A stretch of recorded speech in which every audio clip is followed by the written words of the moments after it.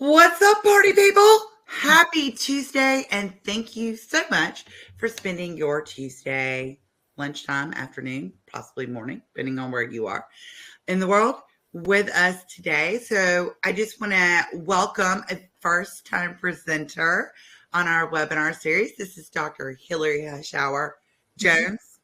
I met her at the WDC convention, unconvention. And it was an unconvention. It was fabulous. Best convention I've ever been to in my life. Most fun I ever had. Enough that here we are 6 months later, and I'm still telling y'all, I loved it. It was so much fun. So I attended Dr. Hillary's session on patient events because y'all know me. Anytime you want to talk about a party, I'm your girl. So I had to go in there and see what kind of parties were going on in Carmel, Indiana, which has a very special place in my heart. But that's a story for another day. But and I was just mind blown at your level of creativity.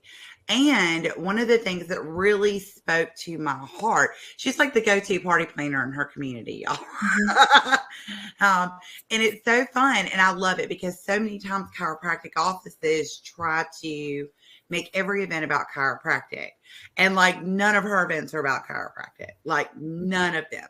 But she has a very special office. She's going to tell you all about this with a very special space that appealed to her because it gave her expanded room to throw parties in her community. And as a result of that, people got to know her. And as a result of that, people got to know her team. And as a result of that, they now come to her office as patients, but not because her event was about chiropractic. They came to have wine, do arts and crafts, and have a great time. So I'm super excited to have you here. And I love her chiropractic story. This is what I love about unconventions. You learn so much about each other. When I started in chiropractic 12 years ago, Dr. Hillary's not going to believe this, but y'all know, I was incredibly shy. Like, I don't know why Ray ever took me on the road because I'll be real honest. If anybody asked me about ChiroHealthUSA, I was more likely to throw up on them because I just couldn't. But I got over it, obviously. So how I got over it was I started asking people, why did you become a chiropractor? And I can't remember if it was when we were at the unconvention or if it's when I heard your podcast interview with my sweet friend, Jim Chester with Chiro Hustle. And you tell the story about how you went to school in Michigan and you were going to become a pharmacist. And working as a pharmacy tech, you realized that all the people you worked with were absolutely miserable. And you just didn't understand why people were having to take all these pills. And you didn't want to be a pill pusher. So you looked for an alternative to help people live a healthier lifestyle. And it led you to this profession. You know so much about me. It's kind of creepy. I don't know, Christy. I do my homework. I'm just kidding. You can't beat the girl who knows it all and knows everybody if you just don't know it all. And I'm addicted to podcasts. So I listen to them nonstop. And Jim and I have been friends for years and years and years. It took me a little while to realize, though, it was a couple of months after I met you in Florida that I realized that there were certain parts of your presentation and your story that I was like, I know I've heard this before, but where have I seen her? And I was looking for something to watch and I was slipping through Jim's archives one day and I was like, oh, I'm waiting on people to publish. And I saw your name. So I re-listened to the podcast over the Christmas holidays. Oh, thank you. Yay. Well, I'm so excited to be here. Thank you, Christy. Yes, I was going to be a pharmacist and I hated it. And I was like, there's got to be something else. And chiropractic just clicked. It was like meant to be. And I signed up, went to Palmer because I felt like that's, and still do, is the greatest chiropractic school out there. Went and just never turned back. It was always meant to be. So that is one of the prettiest campuses I've ever been to. I only got to spend like 3 hours there. And it's way better now than it used to be when I went. So I graduated in 2007 from Palmer in Davenport, Iowa. I love that area. So yeah, we're going to talk about event stuff and I'm going to share my screen now if that's okay, Christy. Go right ahead.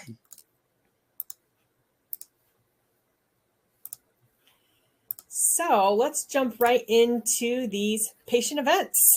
So yes, I love to plan events and I love to have parties. I feel like I could have been like a party planner in another life, or maybe this is enough for me.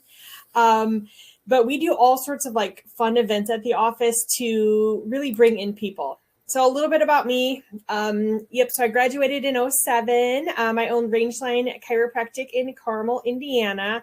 I also own HH Consulting, so I do like business coaching. And my office that Christy was referring to is an old Chipotle building. So I bought it in 2019 and gutted it out and recreated it into an office, only to move in 2020, March 1st, because that seems like the best thing to do is to have a huge building and move into it during COVID. So yes, that's what I did. I have 2 kids at home. I have 3 bonus kids and a husband, and just like I said, love to have fun. So let's jump right into how we do like have fun things at the office. So my office has like a big therapy area, which I love because I can take out the therapy tables and put in like card tables and like 6-foot tables. And then what's also cool with our building is that we have the patio on the front. So it was obviously an old Chipotle, and it's like that front patio of a Chipotle. And so we just bring out like tables and chairs there. And so it's like perfect for me for partying. And we have a big parking lot now. So everyone can park there. And, I can have like at least 20 some people in my therapy room all at once doing crafts and wine tasting and stuff. But what I start with is I always have like a monthly event. So I picked something that like my patients would want to come, or the type of people that I would see or get along with. And for me, that's wine tasting. So pretty much everything is revolving around like wine tasting or something with wine tasting, like a crafted wine, or I don't know. We've done all sorts of stuff you're going to see. So I even put on there, obviously have wine for these, but even like margarita tasting, we've done kombucha tasting, we've done tea tasting, coffee tasting. It kind of just depends on like who your ideal patient and your target market, like what do they like or want to do. And if you're not a wine drinker, then you could pick something that you like. Or if you found out and you polled your patients and no one drinks and you're in a community that doesn't drink, then obviously don't do the wine. But find something that will draw people in. So if you are a female, a lot of females like wine, they like margaritas, they like champagne. However, I noticed obviously a lot of men like more beer. So again, depends on where you are. You could do beer tasting, you could do bourbon tasting, scotch tasting, all sorts of stuff. We've done like homemade margaritas where we made them with homemade simple syrup and different fruit. And so I was trying to make them, quote, a healthier margarita option. And then we pair a lot of events every month with a craft. So the one we just did last month, we did gnome making. So if you have seen lately, like these gnomes, they were really big around Christmas time. They're just like little sock gnomes that have like rice in them and they just like sit upright. Well, I know someone that makes them. So I said, hey, how much per person to have an event like this? And she charges $15 per person. So what I did was I did a $20 event ticket, and you could get wine and snacks and build your own gnome. So it might seem a little bit overwhelming at first, but think of it like you post on Facebook or on Instagram about, hey, would you like to do this or that? You could do like a poll and find out what people want to do. You could have a few items like ready. So you could take note on some of the things that I've done, and then you can poll your audience and see what people want to do. Then from there, what I do is I create an Eventbrite link. I like Eventbrite because it's just easy to do, and they can sign up for a ticket. Now, I mostly do paid events lately because I found out that when I do the free events, people don't show, or I'll have like 30 tickets, quote, sold, but only like 3 or 5 people come when I could have had a max setting of like 20 or 25. So my paid events, even if they're just minimal, I like to do. So Most of the time I say like the proceeds are donated to XYZ local charity nonprofit. In the event last time with my gnomes, because I was paying that person for all of her supplies and her time, the $15 went directly to her. But our one coming up this month, we're actually going to play Bunko. And so it is a $20 buy-in for Bunko, and we're doing like organic wine tasting with it. But all of those proceeds are going to go to a local non-for-profit for women and children. So it's really great to be able to like have a check that you write out and you give to a nonprofit after you do the event and not really need to pocket it yourself. So wine tasting, beer tasting, margarita tasting, you could pair that with the crafts. And or you could also do like a yoga class. So we were able to do outside yoga class. I try to get involved like with the community. So I know the yoga instructor and the owner of the yoga studio, and I asked them to come do an event.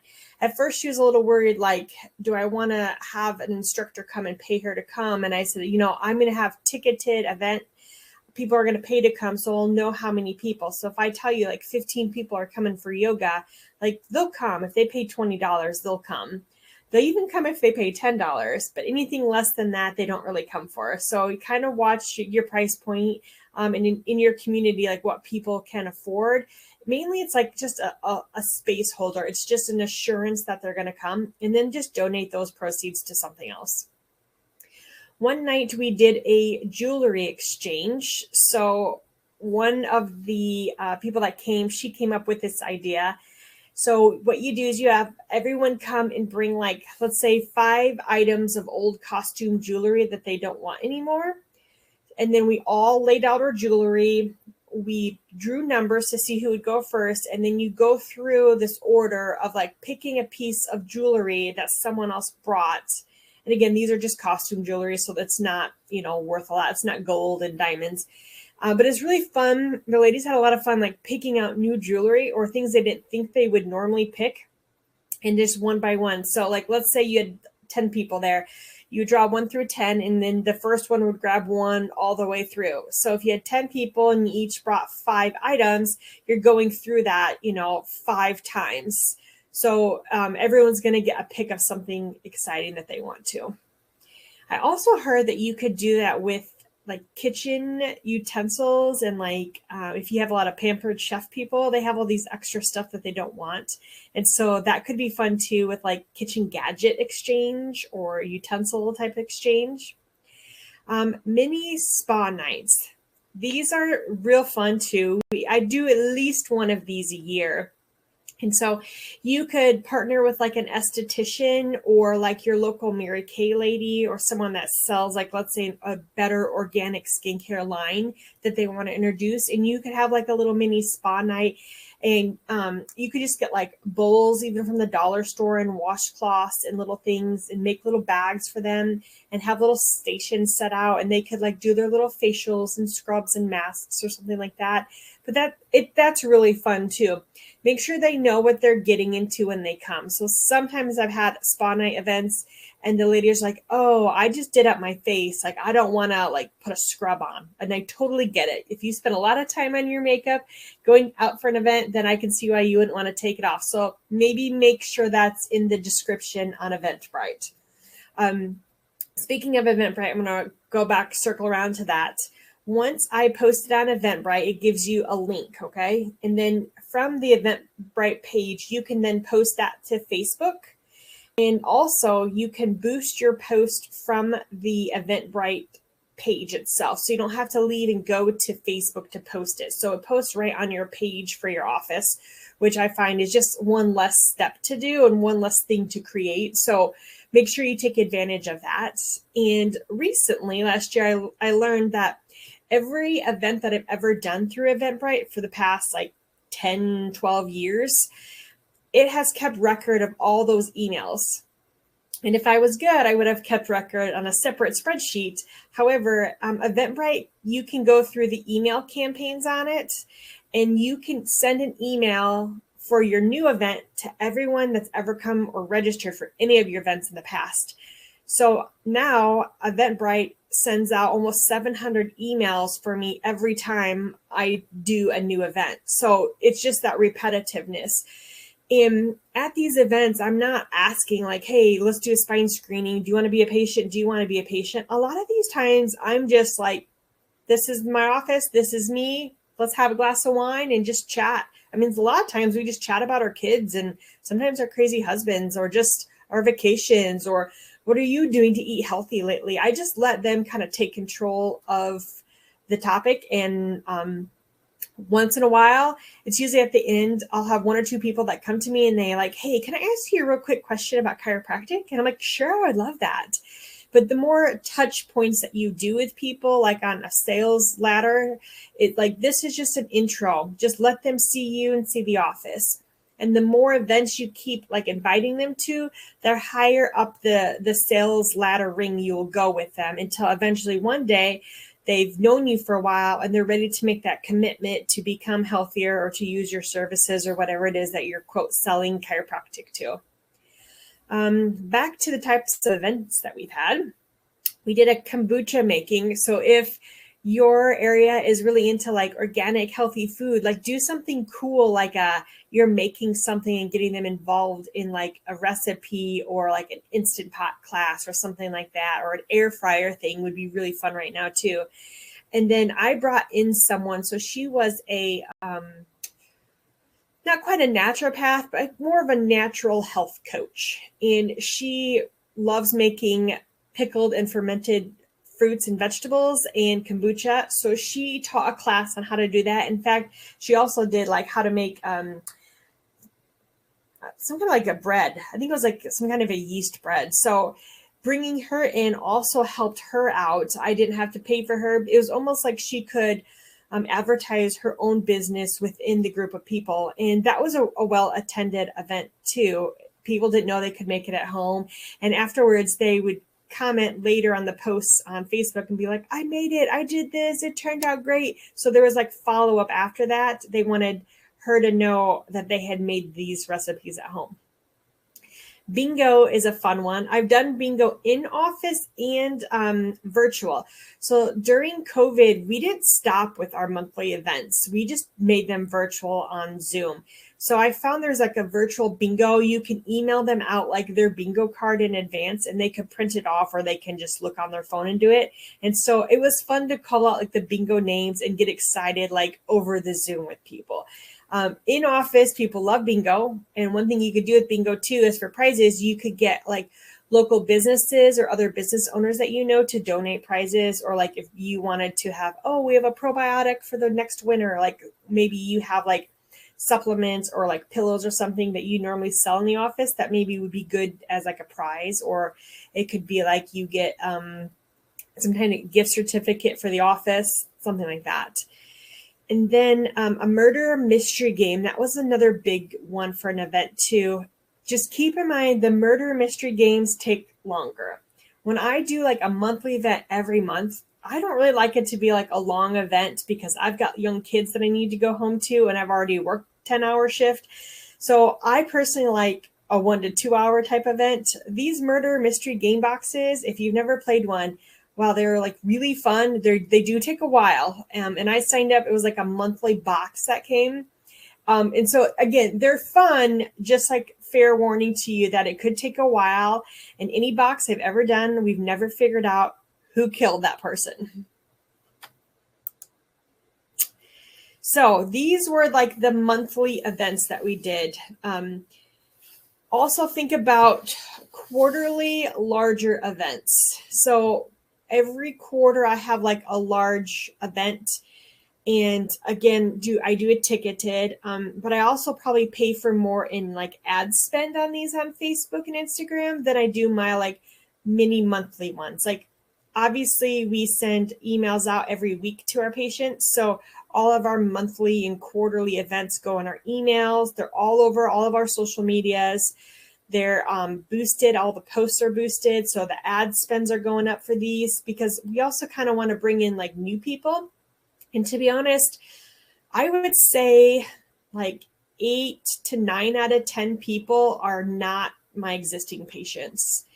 the patients that do come often bring a friend, and that's like perfect, right? Because in the long end goal, if you want to build your practice, you need more new patients. So getting in those quality referrals, right, are always better than a cold lead. So these warm leads where like bring a friend in, or it's a 2-for-1 type of ticket. That's kind of key to getting in some quote new blood into the office. So think about that too, is like different specials where you ask them to bring a friend, and that's really fun for the ladies. Now, if you are a male and you have mostly, let's say, a male office, a lot of these things could be like switched around. Like you could totally do different male type themes at your office. The point is, like, this can be done like throughout any like kind of service type professional like office. These are just like, as a female and a mostly all female office, I have one male associate now, and he's doing different monthly events than our ladies' wine nights. Like for instance, this month will be his first on his own monthly event, and he is doing a game night. Like, he loves games. He loves boards game, card games, and like Xbox. So it's going to be a family game night. So we thought this way he could like meet the mom and the kids, or the dad and the kids, or everyone together. And we're going to do that on a Friday night. So again, a lot of these could be like tailored to yourself and then your practice too, like what to expect. Or I know I had a client ask me, who I coach, like, well, what, I just don't get a lot of people that come to my ladies events because this was a male. I was like, well, you don't actually have to be there. Like you could like pop in, say, hi, I'm Dr. Brian. And then you could just say like, all right, my front desk person, my CA, Amanda, is going to be running it. Oh, ladies, have a great night. I will talk to you later. Like you could just like be almost like the person that threw it, saying hi, mingling, and then leaving. And that way, maybe the women will feel more comfortable with other women. I don't know. But definitely don't try and take charge of these. Just try to like let this organically and naturally flow for these events. So our quarterly larger events, for instance, I like to do a big ladies spa night once a year. So for instance, we're planning it now for Q1, and ours is going to be in March. But we'll have local vendors, different food, and like a higher scale type of ticket. So this one might start at $25. So for instance, this year, we're really excited. We're going to be doing party, and tea is going to be TEA. And we're going to do like a tea tasting theme. So I actually have my own branded bags of pain relief tea. And so we're going to be showing off that and our headache tea. And then the company that helped me create this tea blend, like they're going to be coming and doing sampling. And like, that's going to be like one of the big draws is this tea, because my type of patients love tea, and especially organic, good for you type of tea. So we will have like more decorations. Like I'll pay for the bigger balloon arches, or I'll have out like more China type stuff. I won't have just like paper plates and plastic forks. Like I bring out the real wine glasses or the real champagne glasses. And the thing about that stuff is once you get that in your office, you can just repurpose that over and over. Like I literally, the first time I did it, I just went to Goodwill and got a whole bunch of wine glasses. So if you're thinking this sounds like a lot of investment, you could do it a little bit on like the lower end side at first. And then once you can grow and scale, you could buy some better items, like better serving trays, better like China, that type of stuff. So if this is something you do all the time, like we do, then you can invest in some nicer things and make it really look upscale, or even just have it catered. Then you don't have to deal with any of it, really. We usually get food from a place called the Cake Bake Shop in Carmel. It's like very fancy cakes, like Oprah's favorite cake is there. And so we'll get food from there. It's like they literally put like glitter for food on top of their stuff. It's just very, very pretty and also costly. So if I tell people that we're having cake bake that's going to cater it, they're going to be more excited to come and pay for a higher ticket price. And again, like the proceeds from the tickets are going to be donated to a local charity. So it's always like giving back. Then you could also, if you want, you could tell that local charity, like, hey, I'm doing this event next quarter. All the money I'd like to donate to you. Do you mind pushing out this Eventbrite link to your email database? Or would you like to come and have a representative? I'd be happy to give you like 4 VIP tickets for free. So then you're getting out there a little bit too. And it's always nice for others to see like what you're doing. So think a little bit further out and extrapolate like what you could do and who you could market to. And then who you want to give back to. If you want to be known as that person that gives back, like that's how people know me. Like we're always doing a fundraiser for the diaper bank or the food drive or the women's abuse shelter. Like we just keep doing things. So quarterly events, obviously maybe not do like a spa night like every quarter. Like think of something fun. We've done grand openings almost every year. Our biggest turnout ever was when we had a taco and margarita party. So we had a local Mexican restaurant come and cater it. And for once, we actually did not order enough food because normally we have way too much food and beverage. Not this time. So I guess when it comes to tacos and margaritas, people really love them. So keep that in mind. And why not just do like a grand opening or a grand open house, like even every year?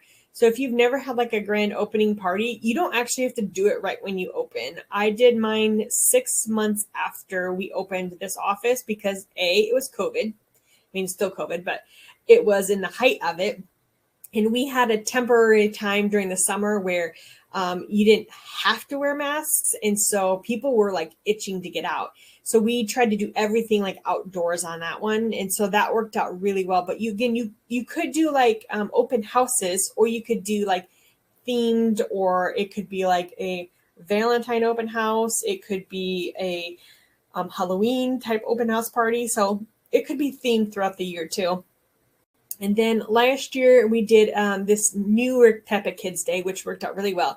So we rented pavilion in a local park that had just been like revamped and done. And then we called the fire department, and they came out with their fire truck, and the captain came out and 2 or 3 firefighters came out, and they parked the huge truck and they allowed the kids to get in it and like test out all the gear. It was super cute. Well, they stayed for like 3 hours. We didn't realize they were going to do that, but they like had a pop-up tent and they gave out a whole bunch of stuff.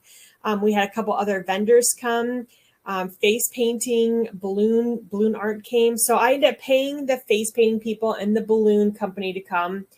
And then a couple of the vendors came free. And then we also did snow cones. So with that, we also had VIP tickets. So the VIP tickets got t-shirts for the kids, snow cones for the kids, but everyone got like the painting and the balloons. And then if people wanted to buy extra snow cones, they got it at a discounted rate. So again, if you are like, I don't see a lot of kids, then that's fine. Like don't do a kids day, but you could think of something that your ideal patient or your ideal client likes to do or wants to do. Or maybe you have a lot of families with dogs. Like you could do like maybe some kind of like animal get together type thing. Other fun things that we do in the office to get like patients involved in are like contests. So here's one that we did last year. We do this pumpkin decorating like every year. So when you do this, like the staff decorates it and you put like a number up of like, write down your favorite pumpkin. But also put this all over social media because like people love to vote on things. And the more that you can get them to, to vote and to comment and to share and to like and to heart, like all of that stuff just helps your algorithm like down the road. So just get people to comment on your posts and stuff like that. And then you could do them over different social medias. You could do them different ways. You could do videos.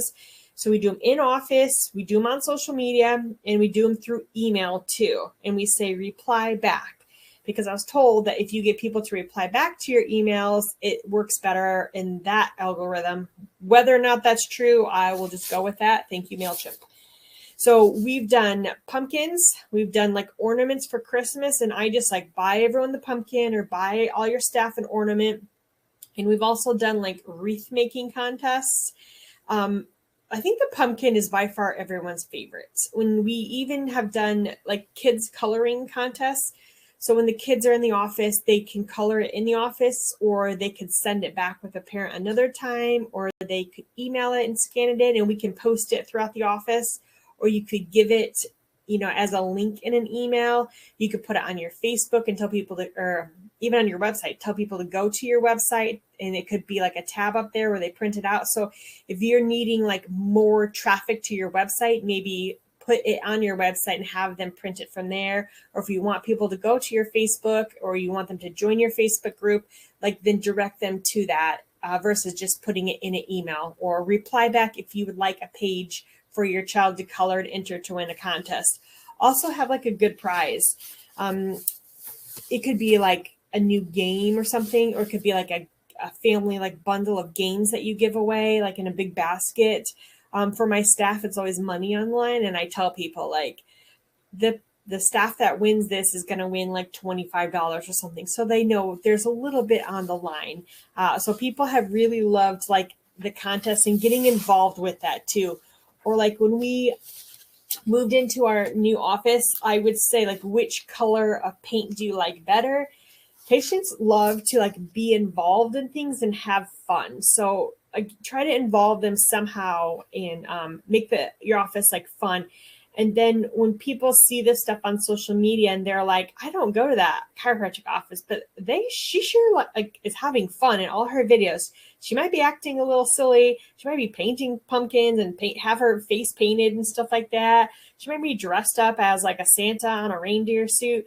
But, I'm going to stand out against all the other like offices that are doing the same old and just putting like the same type of posts on their social media about what is health and what is chiropractic care. Like, I don't really think, at least on mine, for my analytics, people don't like just like statistics like that. Like they want to see us like doing fun things and interacting.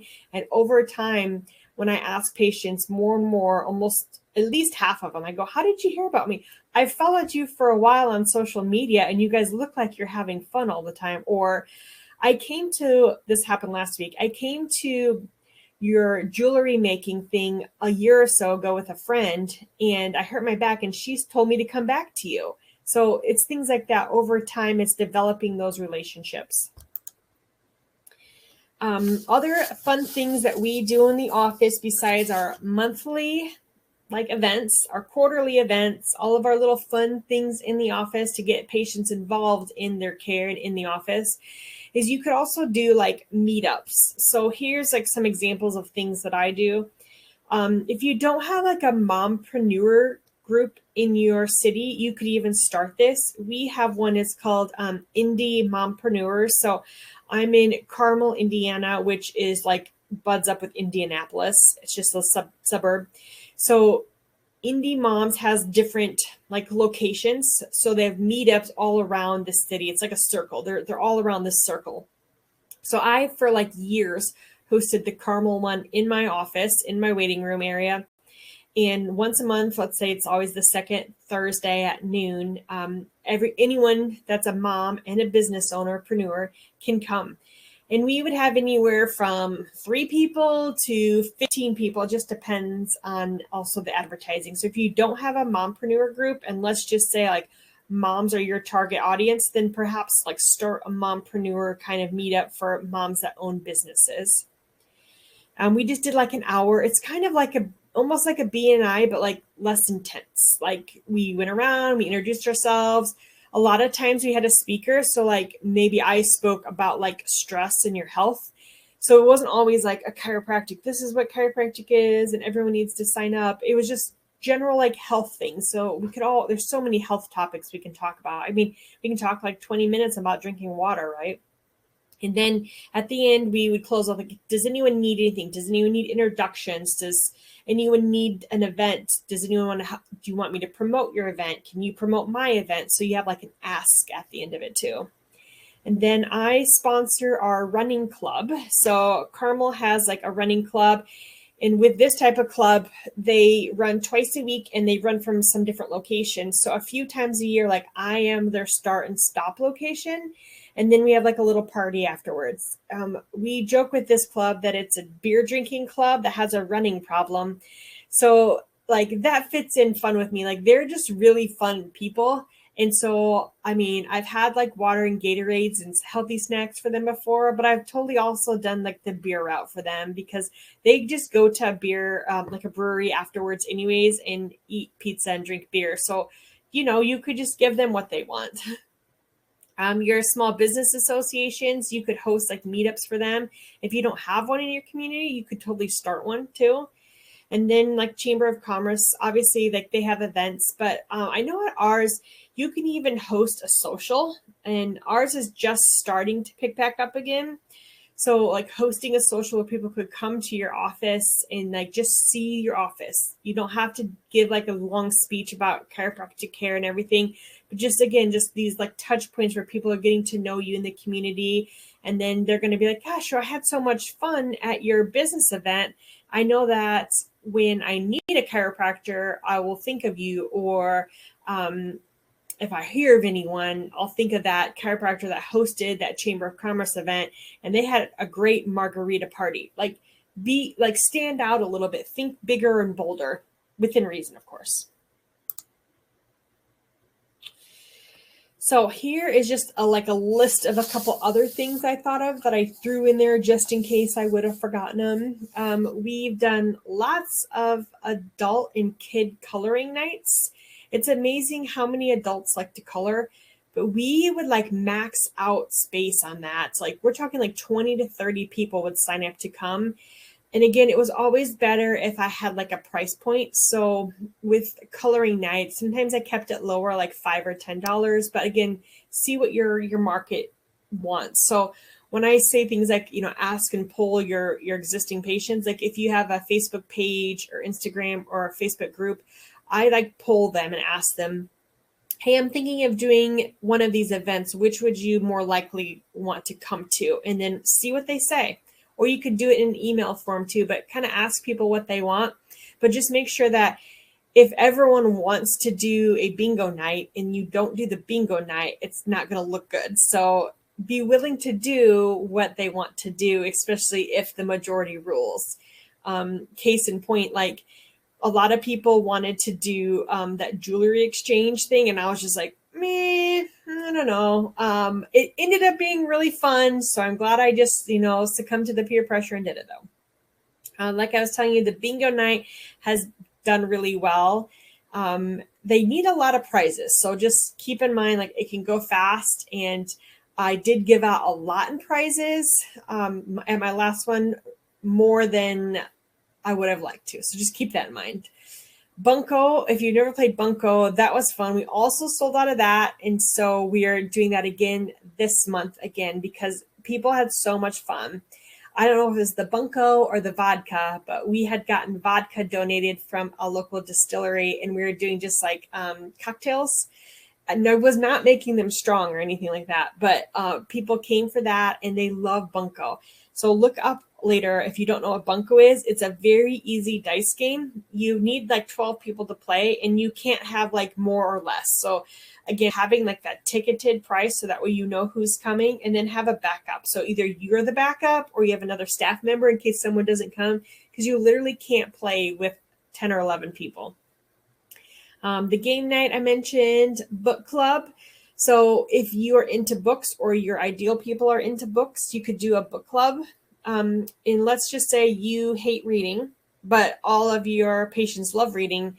This would be one of those times where maybe you would attend the book club and you are just the party planner and you let them talk and discuss the book club, and that's okay too.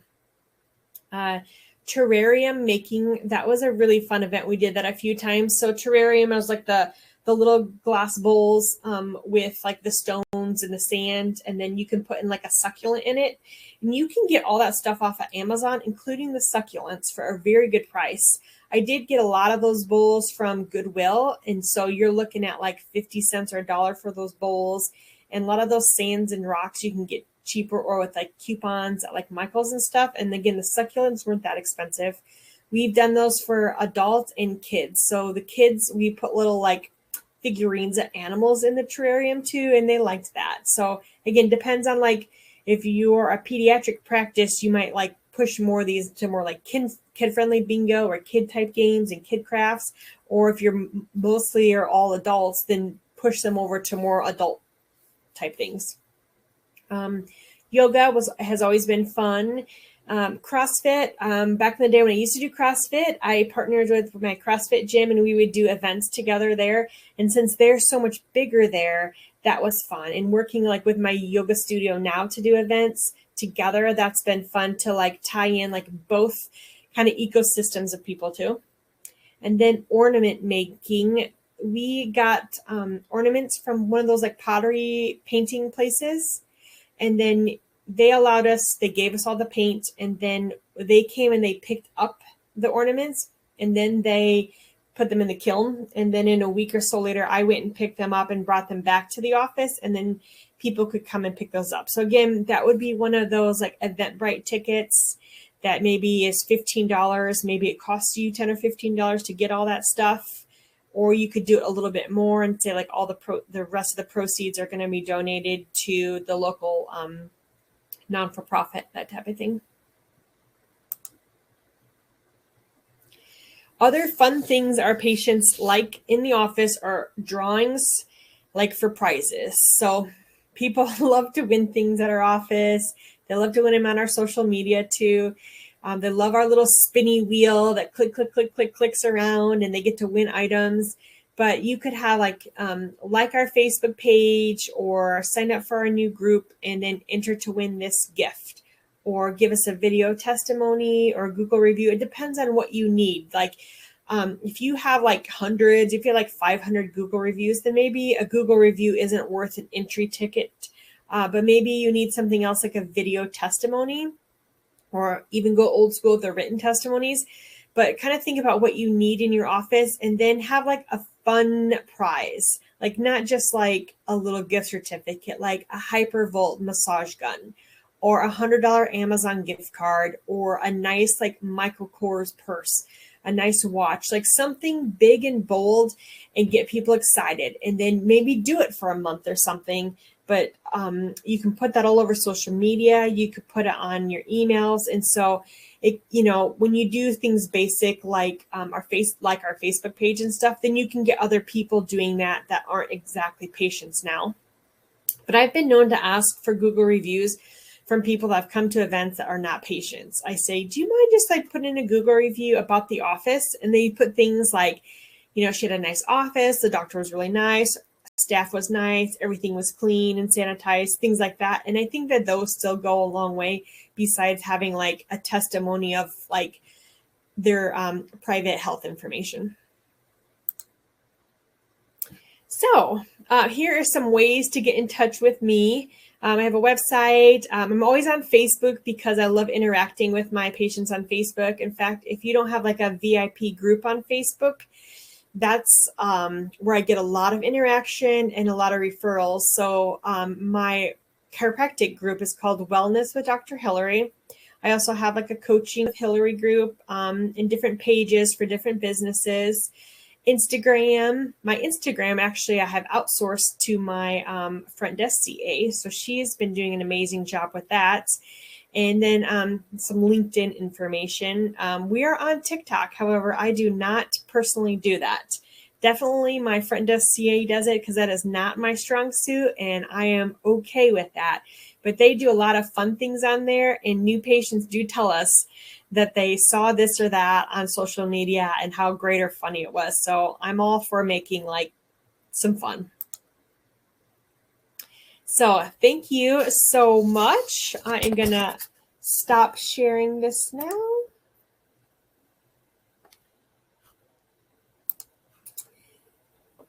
I gotta remember to turn my mic on. I was like, Christy, I can hear you. I am so disappointed that you did not show that Christmas picture.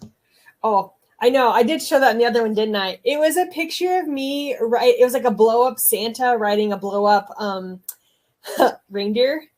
Here, I couldn't find it because I went to your social media to look, but I do have this one. Yeah, I know.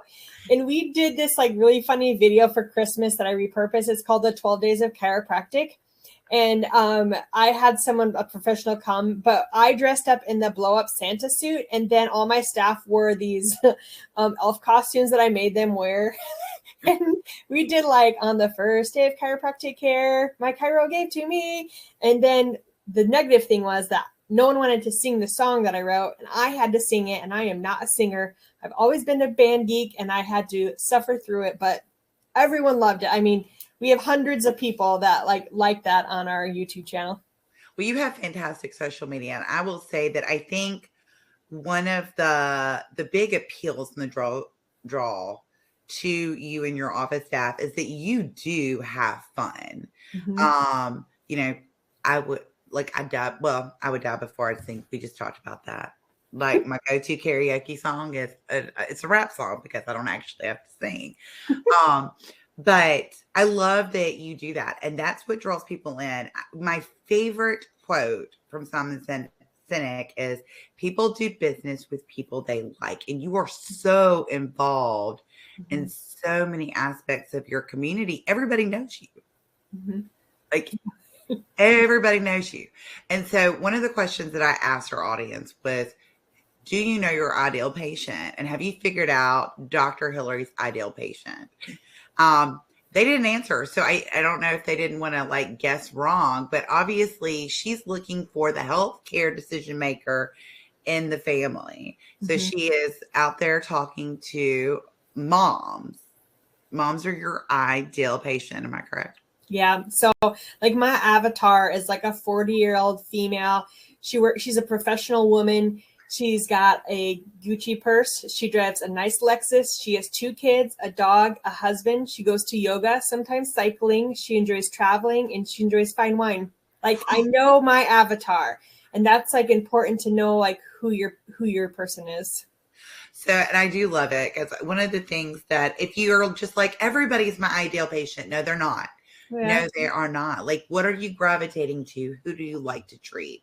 Because Mm-hmm. your practice will be so much more enjoyable if you're treating the type of issues for patients that you enjoy.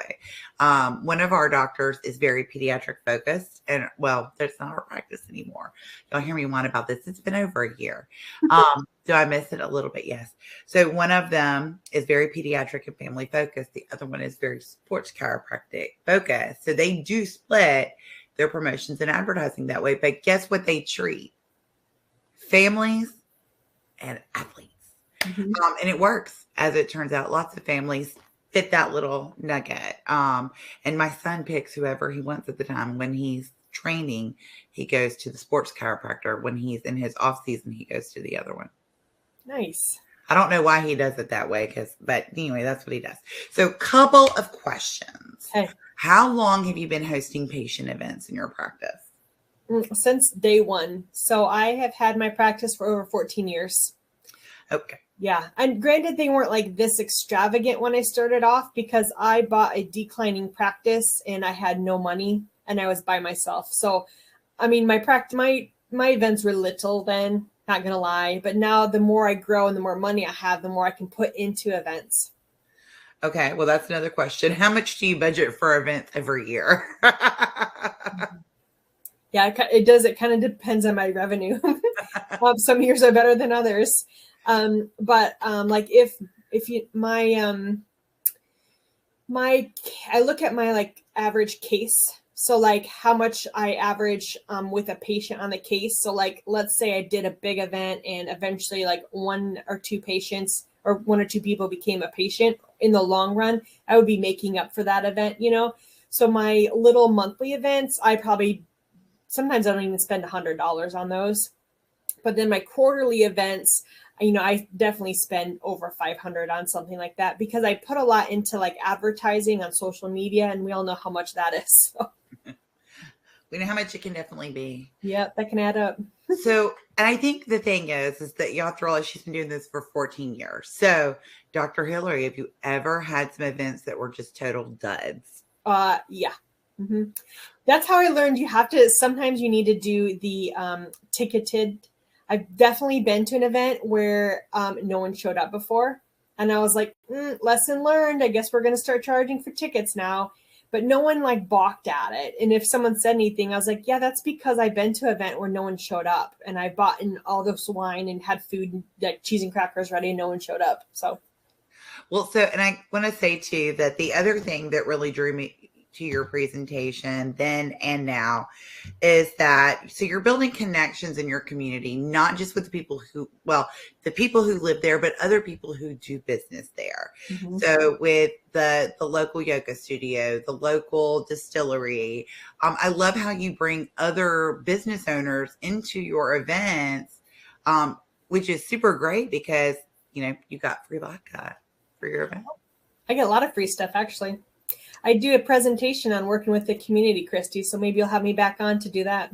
I think we should. So what do you consider a well-attended event? Like what is like Yeah. the number? Lately, I feel comfortable like in the 20s-ish. I feel like I can handle and like talk to everyone. I'm not doing like the presenting everything. Like I loved last month with the making of the gnomes, because it was actually a patient of mine.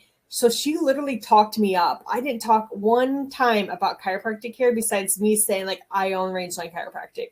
And then I just went around to the tables and talked to people and like made fun of their gnomes, or just like really filled up their wine glasses. And these ladies were like laughing and like heck, I mean, it was really good times. I had fun. So and it's so funny because somebody actually said, wow, I don't even know if we could host an event like this at our location because we could never handle more than 10 to 15 people.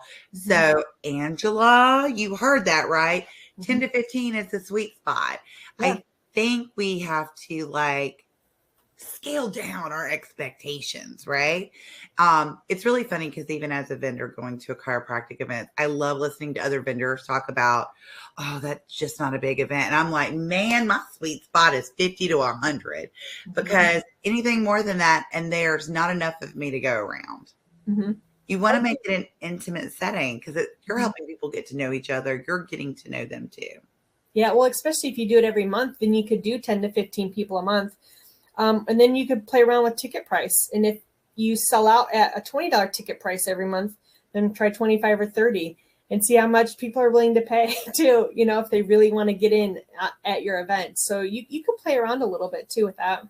You absolutely can. Do you advertise where the ticket sales are being donated when you do the invite? Yes. And do you change that with every event? Do you decide like this month we're donating to this cause or this quarter? Like, how do you make that decision? I've done both ways, really. I've done like a whole year. We've donated to one solid charity. I've done it every quarter. It's one. Every month is one. And now I just like whoever I feel like at the time. Even my husband owns a nonprofit, so I've done it for his, and I just kind of rotate around. Like I have just a few nonprofits in the area, like 4 or 5 that are near and dear to my heart. So I just try to share the love, really.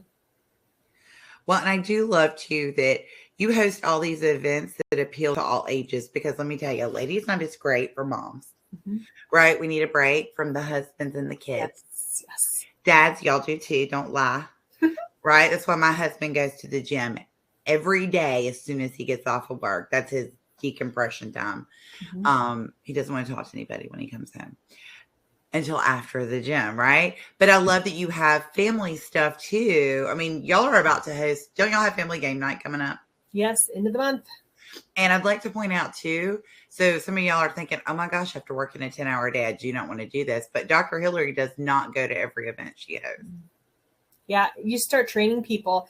And I'm lucky I have 2 associates and I've got 4 other staff members. So I don't have to do all those, but I would say for 13 years, I did them all always by myself, or I had me and a staff member there. But just in the past year or so, I'm starting to like delegate more. Like, you do that. This one's going to be your month to do that. I love that. Delegation is hard. Sometimes some of us like to be in charge of everything. That's me. It took me a long time to get there. Let's see. I'm trying to look through some of more of these questions. I was writing some of them down. So somebody attempted to do a kids movie night in December to let parents have a last minute shopping or date night, and no one came. What would be your suggestion to them? do it ticketed. Mm-hmm. And then like all the money is donated back to like Toys for Tots or something like that. Something for like that season. Mm-hmm. And how far in advance do you advertise an event? Minimum 2 weeks. It depends the type of an event though. For my big quarterly events, I like to have 3 weeks for sure because I also send like real printed invitations in the mail. So I hit them in the mail via email and social media and when they're in the office. Mm-hmm. And then she posts a picture of them on Facebook, and they're super cute, by the way. Mm-hmm. If you really need some inspiration, you really should follow her on Facebook. Yeah, you can stalk me. That's cool. I find nothing wrong with that. See, she's all about it. Dr. Lauren, although Dr. Lauren trashed Instagram, so now you can follow her and she won't unfollow, like boot you out anymore. Let's see. So what are some things that y'all do to build excitement in your community and with your patients about events? Do y'all like advertise it in the office? Mm-hmm. Just on social? A lot of it's on social, but we like keep doing it. It's not like one post and done. I mean, this is like the big topic of social media is what's coming up and behind the scenes. Or just the other day, I did a video of me unboxing my Dry Farms wine. And so it's like an organic, sugar-free, chiropractors love it. So I did an unboxing video of it. And then I will post that in my group and be like, this is what you're going to be tasting at Bunko Night, ladies. And so like, here's a behind the scenes of us prepping or getting ready of the food we're going to have, or we're teaching our other doctors how to play bunco, getting ready for it, Oh, I love that. So how did you decide what types of events to have? Did you survey people or did you just start setting up stuff that you would go to? Yeah, a little bit of both, really. Because I am that 40-year-old mom that I talk about. But I haven't always been her. And also the polling. So I use my like VIP wellness group for my polling because these are the people that I've like kind of, a lot of them I've handpicked to put in the group or their existing patients. And I ask them to invite in their friends. So I'm trying to like formulate this group of mastermind, if you will. And so I pull them first and I trust their responses over if I broadcast it over like my thousands of people in the other social medias. Oh, can you repeat your ideal patient characteristics? I love that you've nailed that so precisely. Yep. So she's a 40-year-old female. She's a professional. I'm thinking more like a lawyer-esque. She would probably drive a Lexus. She'd have like a Gucci handbag. She would go to yoga once or twice a week, maybe cycling once. She has 2 kids, a dog, and a husband. And she likes to travel. She likes like fine wine. She likes fine food and restaurants. She'd be the one sporting like the Lululemon, that type of thing. I'm her ideal patient. Yep. I live too far away. It's not a Gucci handbag. It's Louis Vuitton. But I did just get a Lexus because somebody totaled my car in October. But I'm her ideal patient. And I have 3 kids, but not 2.